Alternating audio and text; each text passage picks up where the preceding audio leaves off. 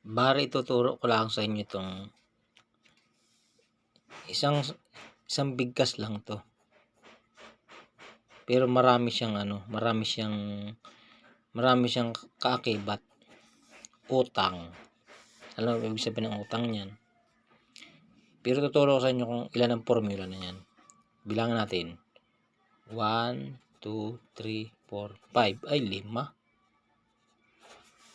Tapos, papakita natin ito yung pinakang mukha. Mukha siya. Yan, mukha. Daw. 1, 2, 3, 4, 5. 1, 2, 3, 4, 5. Ay, 5. Tapos, tuturo natin kung yan yung mga formula. Kung ilan ang formula ng utang. Unang-una, galit. Bilangan natin. 1, 2, 3, 4, 5. Ay, 5 nga. 5 ang formula ng utang. Ikalawa, galit. Ibig sabihin ng galit, pag sinisigil mo, sila pa yung galit. Yan yun. Ikalawa, takbo. Takbo, ibig sabihin ng takbo, hindi ito yung takbo na nakikipaghabulan na sa aswang. Ibig sabihin ng takbo, yung pagkatapos mangutang, sabay takbo. Yan yun. Bilangin natin. 1, 2, 3, 4, 5. Ay, 5 nga talaga. Ang galing. Ikatlo, iiwas. Bilangin natin. 1, 2, 3, 4, 5. Ay, 5. Ang galing. 5. Ibig sabihin ng iiwas, pag sinisingil mo, panay ang iwas. Ikaapat, limot.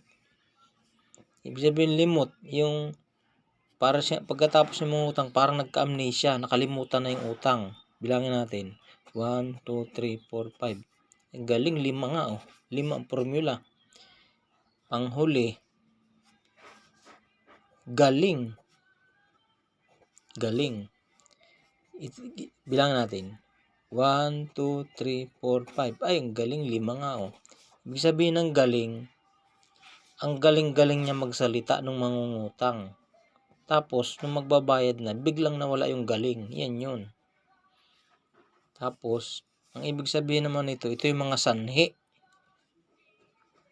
Mga sanhi. Sanhi ito ng utang. Yan, bilang natin. 1, 2, 3, 4, 5. Ay, 5. 1, 2, 3, 4, 5. 5. Ibig sabihin, 5 ang formula ng utang. Ito yung utang. Ito yung pinakang muka ng utang. Ngayon, dagsungan pa natin. Kapal.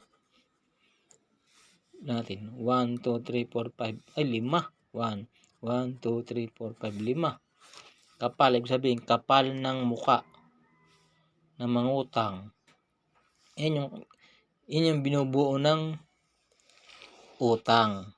Magkakaakibat yan. Yan ang ibig sabihin yan. Malinaw naman na 5 ang formula ng utang. Tapos ito yung mga sanhi. Ito yung pinakang muka, kapal ng muka. Yan yun. Sana naintindihan nyo yung aking paliwanag. Basic lang yan, pero malinaw naman ako magpaliwanag. Sana naintindihan nyo. Siguro hindi yan maintindihan ng mga nangungutang. Hindi nila maintindihan yan. Mas